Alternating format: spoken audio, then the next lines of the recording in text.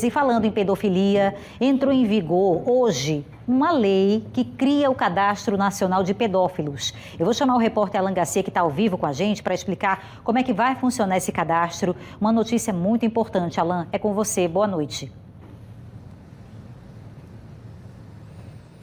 Oi, Beatriz. Boa noite para você, boa noite para o pessoal que está aqui com a gente no Cidade AL. Um cadastro muito importante, aliás, uma lei muito importante que vai colocar aí em funcionamento esse cadastro, que a gente vai poder ter acesso, é um acesso público, para saber quem realmente foi incriminado por pedofilia, por exemplo, né? São crimes sexuais. Para a gente entender realmente como vai funcionar isso, a gente convidou o advogado Leonardo de Moraes, advogado criminalista, que vai aqui trazer algumas informações importantes. Leonardo, começa a valer hoje, então, esse acesso. É um acesso público, para a gente já começar, ou seja, todo mundo vai ter essa informação. Isso, boa noite a todos. A lei entrou em vigor hoje, né? Ela traz, portanto, que a Lei 15.035 de 2024, ela traz um cadastro nacional de pedófilos e pessoas que são tidas como predadores sexuais, né?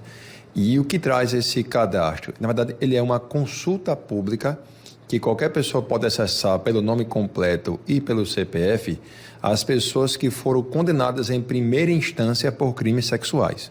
Ou seja, se alguém é condenado, por exemplo, pelo crime de estupro, após a condenação em primeira instância, há um sistema público de consulta em que você pode conseguir, pelo nome completo da pessoa e pelo CPF, saber se aquela pessoa específica foi ou não condenada.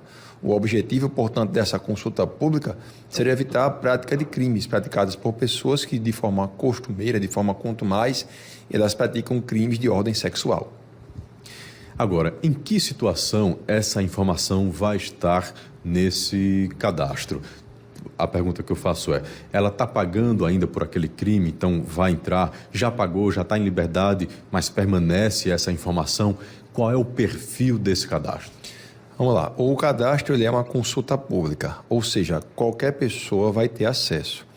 E a partir de quando começa a valer este cadastro? Segundo a lei que acabou de entrar em vigor, ele começa a valer a partir da condenação em primeira instância. Ou seja, se o juiz do Fórum do Barro Duro, por exemplo, ele condena a pessoa. Naquela condenação já vale, então, a consulta pública que pode ser feita por qualquer pessoa. Por mais que ele venha a recorrer da condenação, mesmo da pendência de recurso, o dado já faz parte, portanto, de uma consulta pública. Qualquer pessoa, então, já pode acessar este dado. Então, o marco temporal que a lei estabelece é após a condenação em primeira instância. Claro, se o tribunal ele mantiver a condenação e a condenação transitar julgado, as informações como nome e CPF vão ainda permanecer constantes naqueles dados até que haja o cumprimento integral da pena que foi aplicada. Com essa lei valendo, Leonardo, o que ganha a população? Que benefícios vamos ter a partir de agora? O objetivo, na verdade, é ele prevenir a prática de crime de ordem sexual. Esse cadastro é para crimes sexuais, como estupro de vulnerável, estupro, como eu acabei de falar, como a pessoa que mantém casa de prostituição, que comete o crime de rufianismo, que é a pessoa que se aproveita economicamente de alguém que exerce o comércio carnal. Então, o objetivo é prevenir essas práticas. Então, se alguém tiver contato com alguma pessoa, você pode simplesmente pegar nessa consulta pública e colocar o nome dela completo ou então o CPF, para saber se aquela pessoa foi ou não foi condenada por crime sexual. Claro, uma crítica que existe hoje é saber se a pessoa é condenada em primeira instância, é possível que amanhã ele seja absolvido. E mesmo que ele seja absolvido amanhã, o nome já foi exposto em uma consulta pública. Isso poderia, eventualmente, violar o princípio da presunção de inocência. Mas o que a lei trouxe hoje, mesmo que valha no Brasil a presunção de inocência, é que se houver uma condenação em primeiro grau, existe um sistema processual em que se coloca o nome da pessoa ou o CPF e vai ter o efetivo conhecimento se a pessoa foi ou não foi condenada em crime sexual. Aproveitando essa deixa do senhor, e aí, se em um segundo momento aquela pessoa, aquele acusado, for a justiça entender que realmente ele não tem nada a ver com aquele crime, esse sistema retira os dados dele e aí, a partir daí, digamos, a vida dele já começa a melhorar um pouco, já que o cadastro estava no primeiro acesso? Essa indagação ela é muito importante. Vamos aqui imaginar que alguém ele foi acusado da prática de um crime de estupro. Após a primeira fase do processo, o juiz resolve, então, condenar aquele réu. Na hora que a condenação acontece, automaticamente ele já tem o nome incluído nesse sistema processual em que é passível uma consulta pública. Isso já pode levar, portanto, à divulgação do nome daquela pessoa como condenada em crime sexual. Imagine, então, que essa pessoa recorre e o Tribunal de Justiça reforma a decisão e diz que a decisão foi equivocada, ele foi absolvido. Do momento em que a absolvição é realizada, o nome dele é retirado do cadastro. Mas, claro, isso pode gerar um dano muito grande, né? Que é possível que alguém que seja alguém inocente, ela tenha o nome divulgado efetivamente. Daí a crítica que existe à lei, que ela deveria valer para situações em que houvesse a condenação com trânsito em julgado, ou seja, aquela condenação que não pode mais ser modificada. Mas não foi isso que a lei trouxe. De acordo com a lei, a condenação em primeira instância já é passível de divulgação do seu nome através de uma consulta pública que pode ser acessada por qualquer pessoa, pelo nome ou pelo CPF. A validação dessa lei começa, portanto, a funcionar, Beatriz, e você que acompanha a gente aqui no Cidade AL, em um dia que a gente trouxe uma reportagem onde a Polícia Civil do Distrito Federal fez uma investigação e encontrou aqui em Maceió, no bairro do Jacintinho, um rapaz que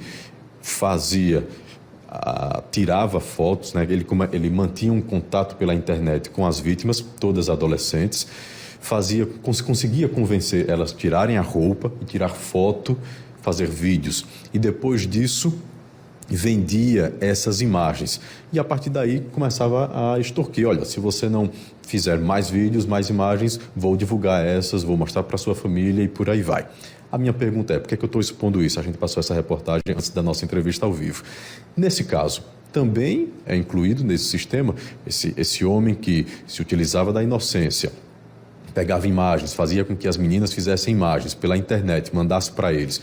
Esse crime também pode ser considerado dentro desse cadastro, Leonardo? Certamente vai ser sim considerado.